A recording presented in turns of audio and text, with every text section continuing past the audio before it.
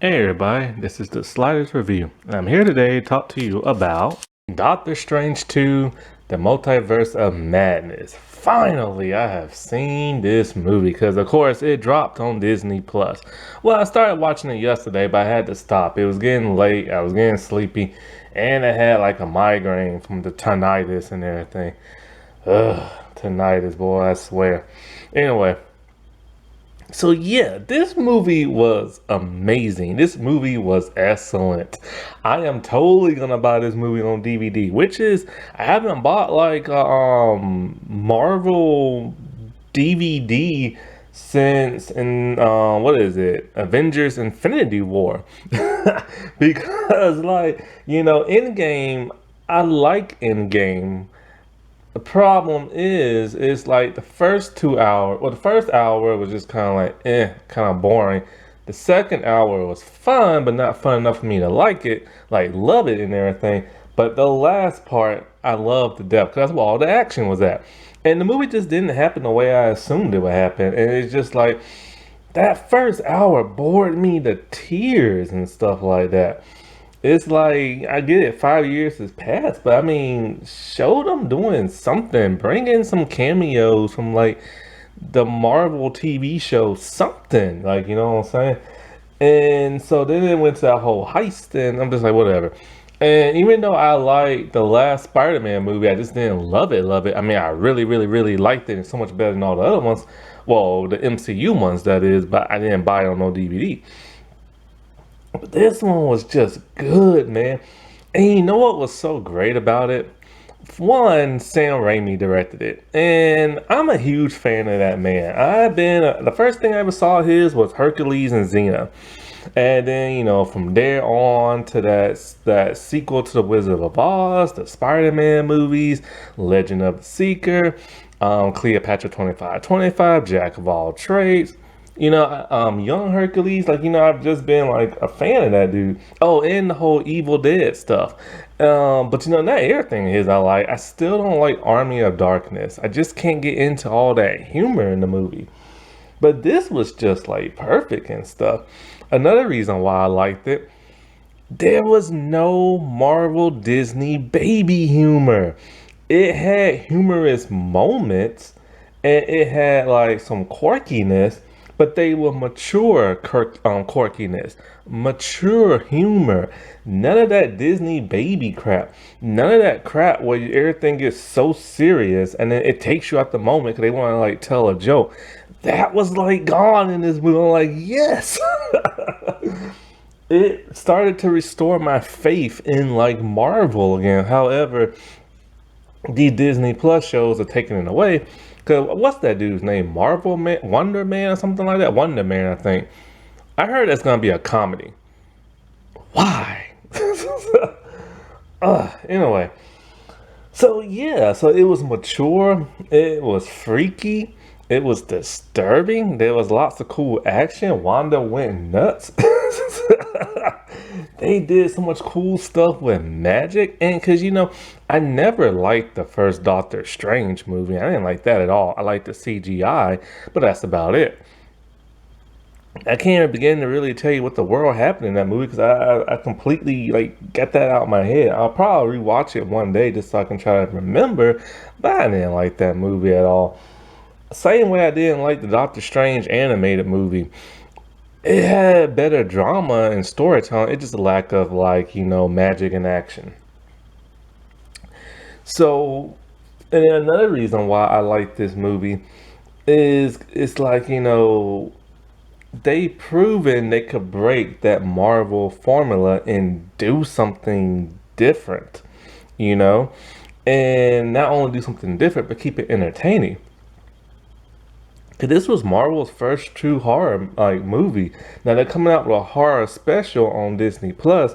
Let's see how freaky that's gonna be. See how much baby humor is gonna be in that, And I'm very shocked and surprised by a lot of reviewers who keep talking about some people saying, oh, this movie was just okay. Oh, this movie was terrible. Oh, Sam Raimi should never direct another Marvel movie. Why? Because he didn't bring the baby humor? Is that why? I think that is. See, the problem is y'all have been brainwashed by all this baby humor crap. All y'all want to do is chuckle through a movie. Well, you know what? Ain't nobody gonna change your diaper in this movie. Ain't nobody gonna pat your back to make sure you burp after you drink your little baby milk and stuff. No. This was a movie for adults and everything. It had stakes. It had consequences. It had guilt, and it had so much like good stuff to it. It made Doctor Strange into like a hero. Now he's old. Well, it's late. Oh my bad. I didn't mean to like yawn and everything. I'm so tired. And I'm fighting this headache and everything. But it's like what was I saying? Stakes, consequences. Um, it made him into a hero again. Cause like yeah, he's always been a hero. But I don't remember the first movie. And of course, he helped out a lot in the Avengers movie. But he was just like, like kind of like an accomplice type thing. Like, hey, you need some help? All right, fine, I'll help you. Oh, gotta save the world? Okay, fine, help you save the world. You know what I'm saying? But this is where he actually cared about another individual. Like, well, not because when he saves the world, he cares about the entire world. That's the whole world, you know what I'm saying? So you don't really get to see everybody in the world. But this was more contained. So when he wanted to help America Chavez, here's a person he did not know. He didn't have to help this person, but the good natured person in him decided to do it. And that's more of a personal save, in my opinion.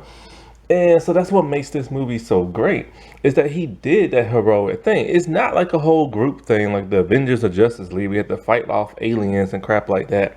Because, even if you fail, there's going to be another hero there to step up and everything. But for this thing, it was just really him.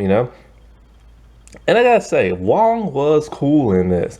Like, I remember when he was in Infinity War, he didn't have much to do, so I'm like, whatever.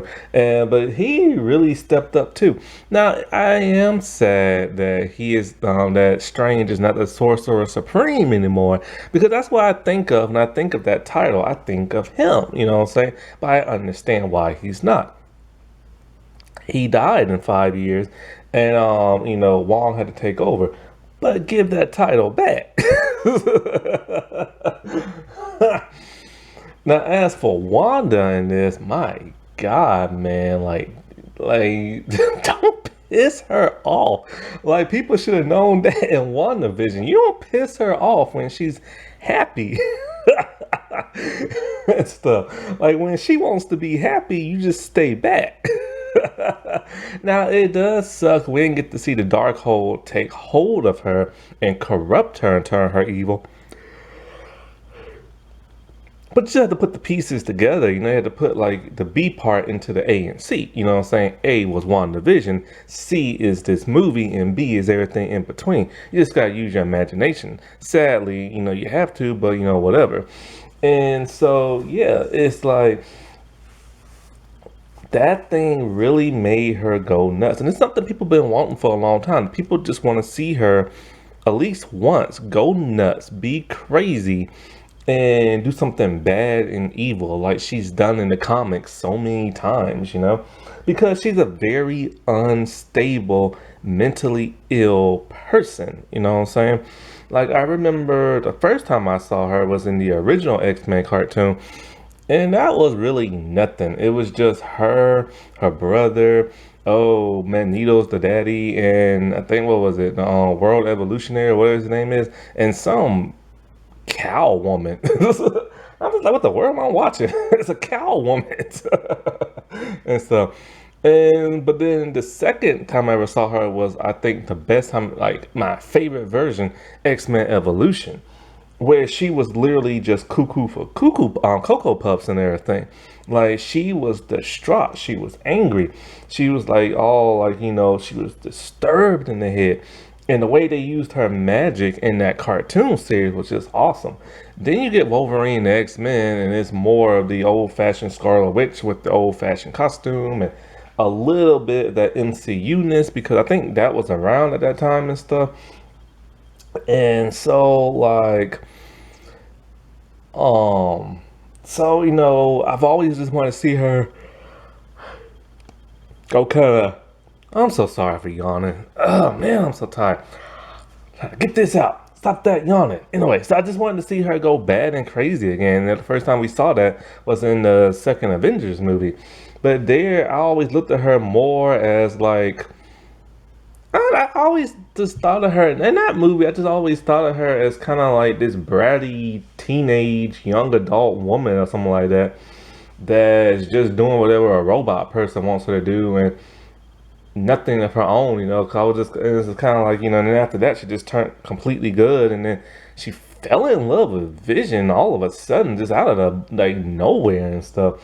And then, you know, she had to kill him, and then she fought Thanos, and then the whole WandaVision thing was kind of like, yo, what's this mystery about and stuff, you know? And she started kind of like a little bad there and a little bad here, and then it was kind of like, is she brainwashed herself? Like, what's going on, you know?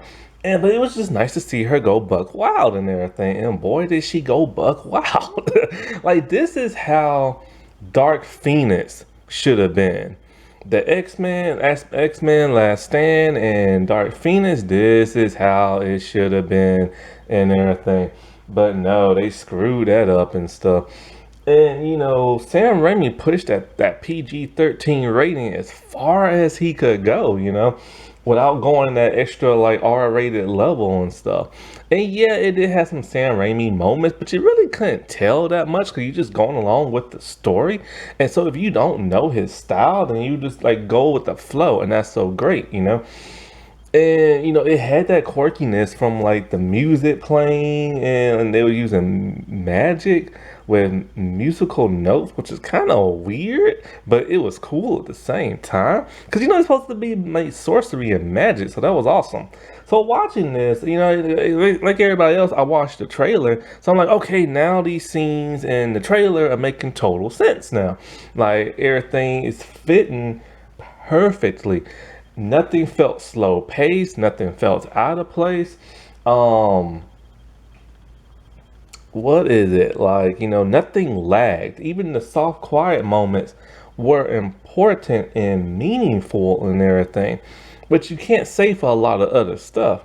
And so I was thoroughly like engaged. I'm so shocked and surprised so many people didn't like this. Just kind of like, because people are literally saying Sam Raimi should never direct another superhero movie. So what? You don't like the Spider-Man movies? What? You're so happy with the MCU Iron Man Jr. thing?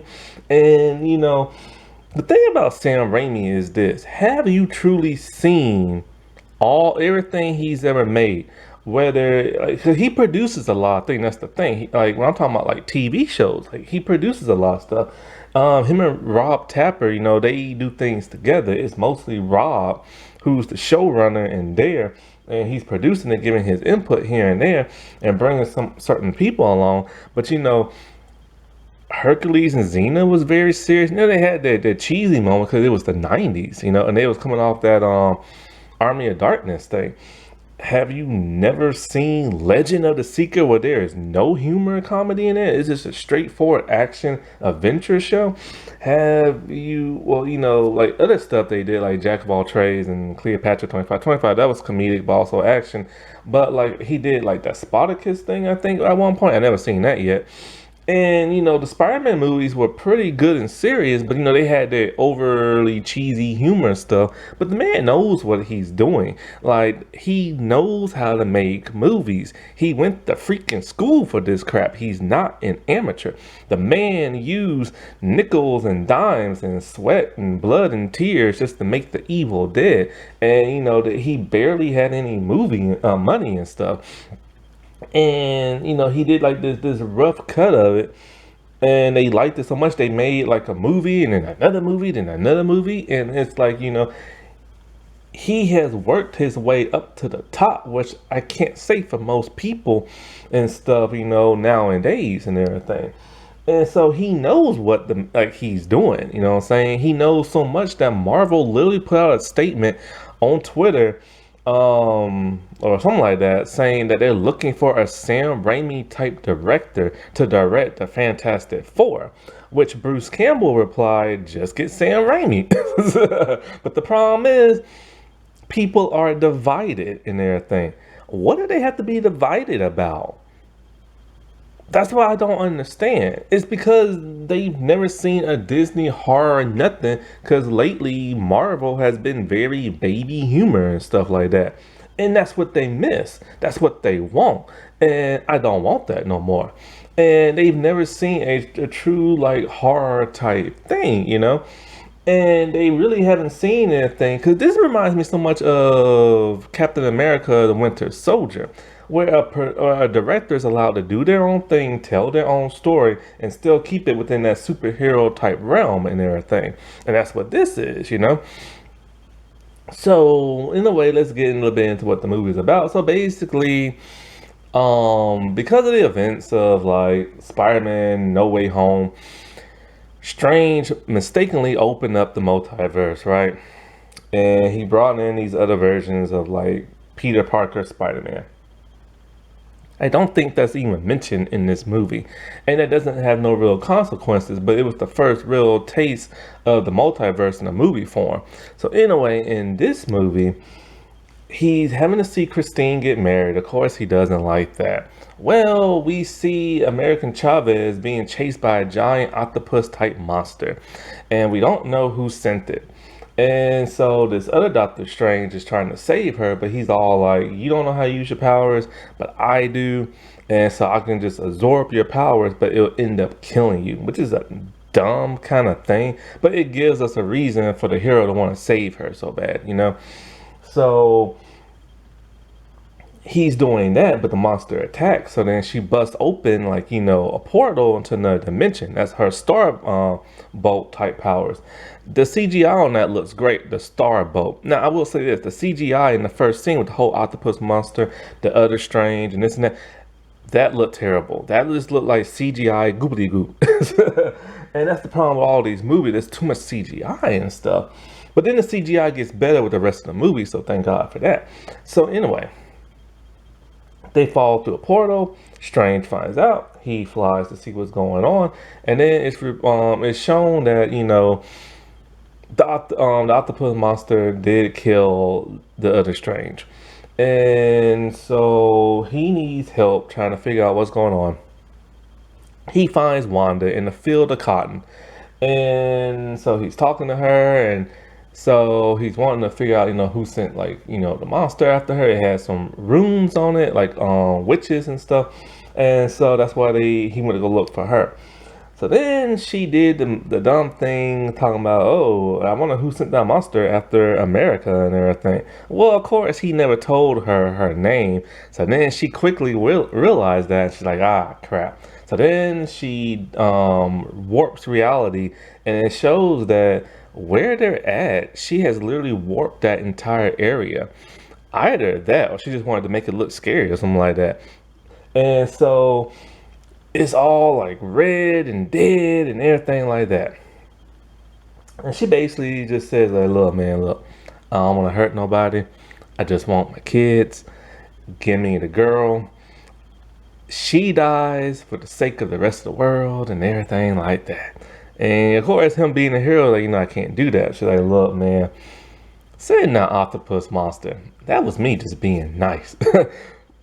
Just wait until I show up."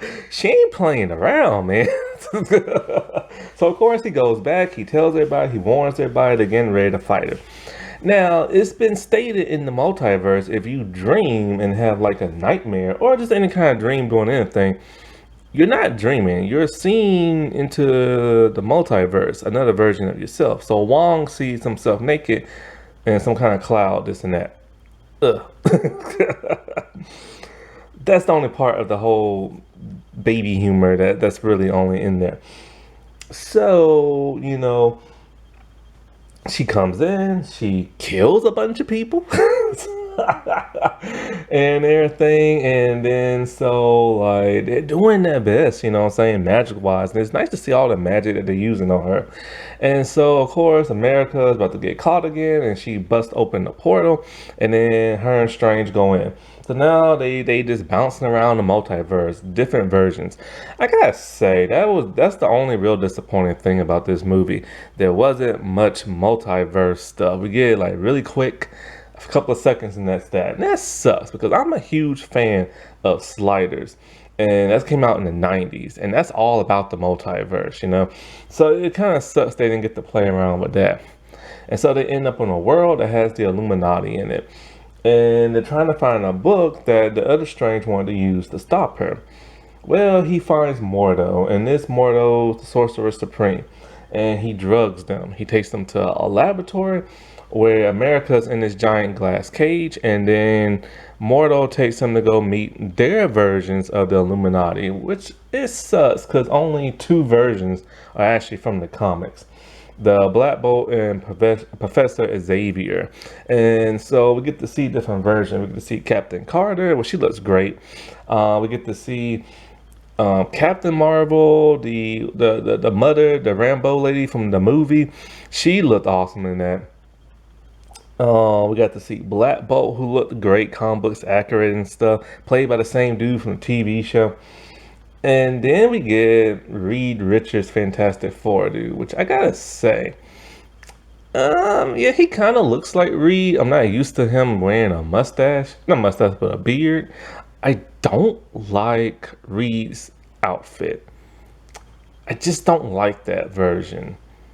I think instead of black and blue, they should have had like a dark blue, a light blue, or maybe just finally just do blue and white. But I just didn't like that version. I still like the Reed Richards from the Fox movies, and I like their suits better.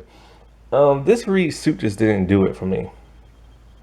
And we get to see Patrick Stewart once again as Charles Xavier, which now he gets the green suit and he gets the yellow hover chair.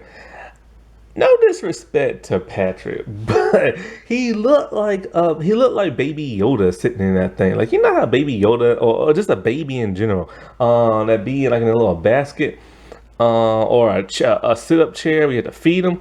That's what he looked like, all stuffy and puffed, looking like that.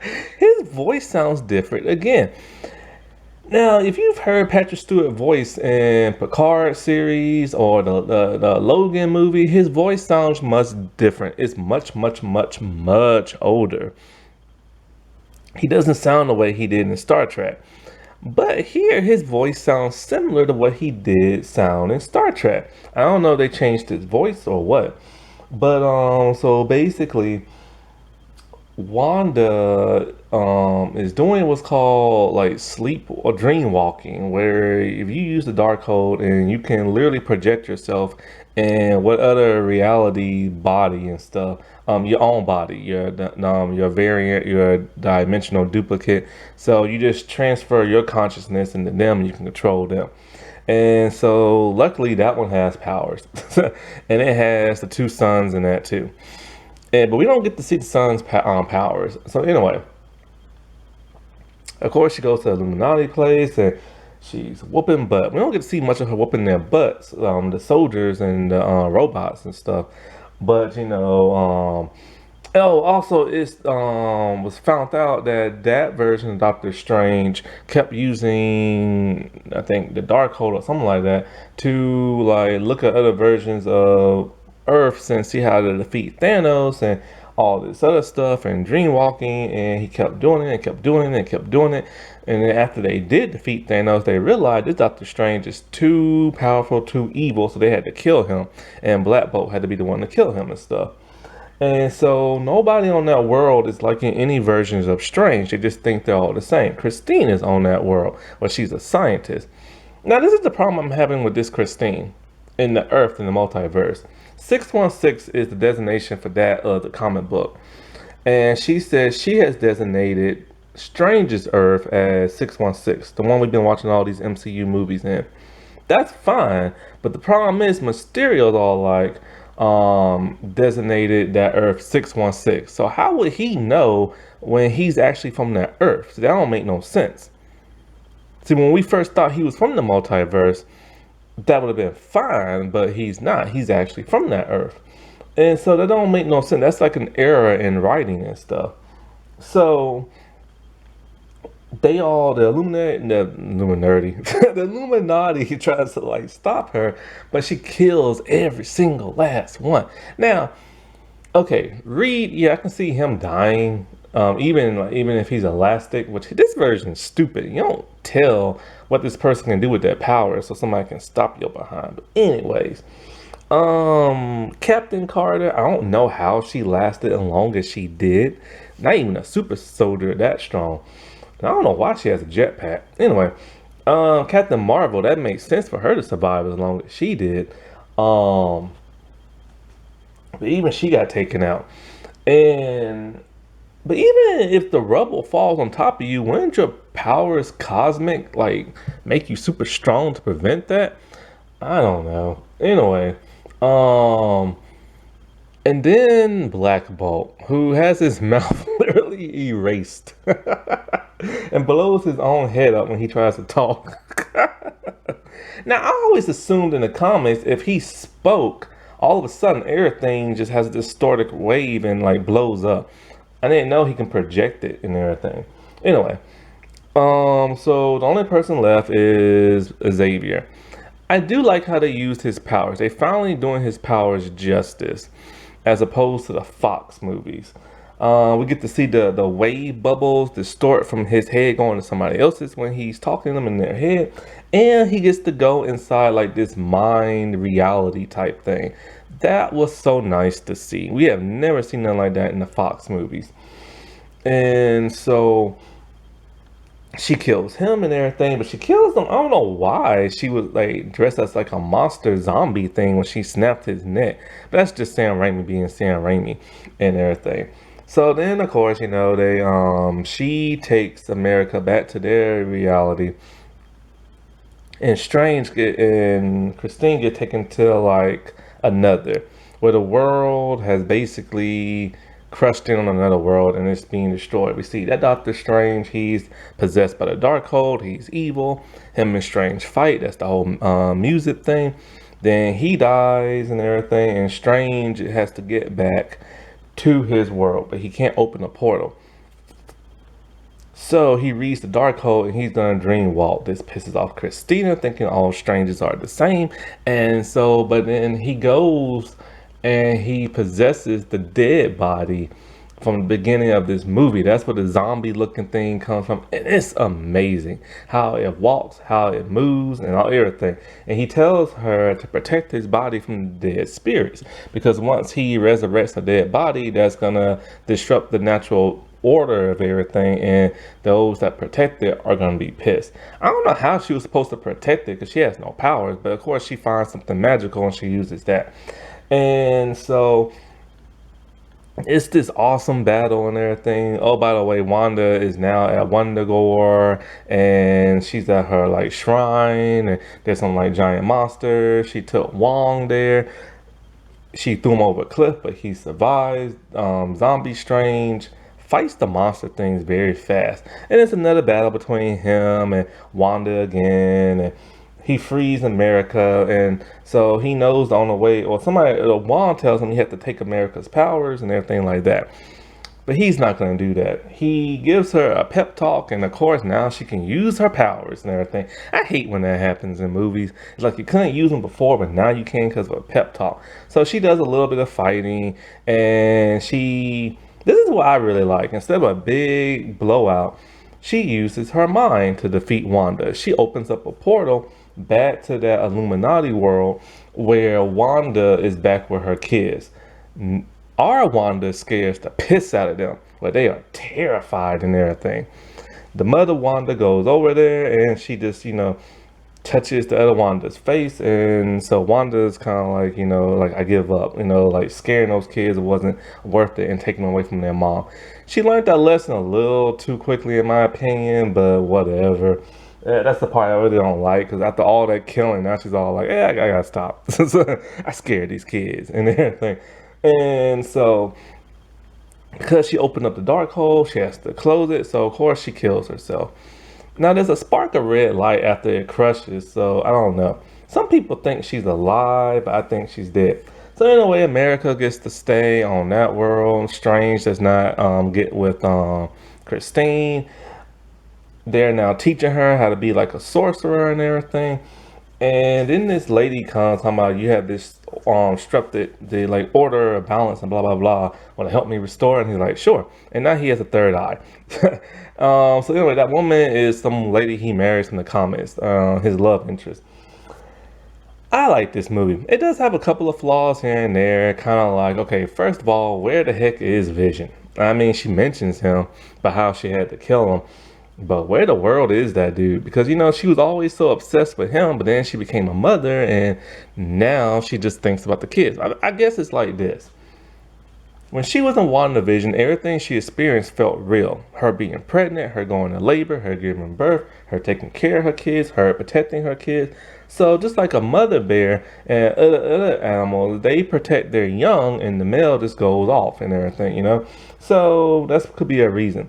Also, I think it's also because of Paul Bentley's text he sent to Johnny Depp. Those disgusting texts about like doing terrible things to Amber Heard's body and stuff. Who in the world talks like that? I get it. You're pissed. You're joking around, but still, you don't talk that way. And you know how Disney is. You say one bad thing, and they're like, "All right, you're going to timeout." Also, why did she want to steal kids from another reality? Why couldn't she just find a man, bang him, and make some kids of her own? Also, how is it every kid in the other reality had the same face as the other two boys? Because they have to have a father, right? This Wanda didn't just create them by magic, or maybe she did. Like, I don't know. So that's kind of like an odd thing. Like, who's their dad and stuff, who their daddy is and stuff. But in the comics, she makes them through magic. So maybe the other Wandas did too. But once they leave that reality or something like that, then, they will dissipate or whatever, like, place they have, man. So I don't know. Let's see. When she killed herself, it killed every Darkhold in all the other universes. So does that mean it also kills all the other versions of Wanda? See, I don't know about that. Also, some people think she's alive. I think she's dead. With the multiverse being able to be open now because of America, then they'll probably just bring in another version of Wanda with Magneto as the father. Because at some point, the X-Men are coming. So chances are that's how we're going to get the new Wanda and stuff. Let's see. Oh, there's of course the thing with Bruce Campbell in the movie. I remember I watched the end credit before I watched the movie like months ago. So I just assumed it was reference to Ash versus Evil Dead stuff.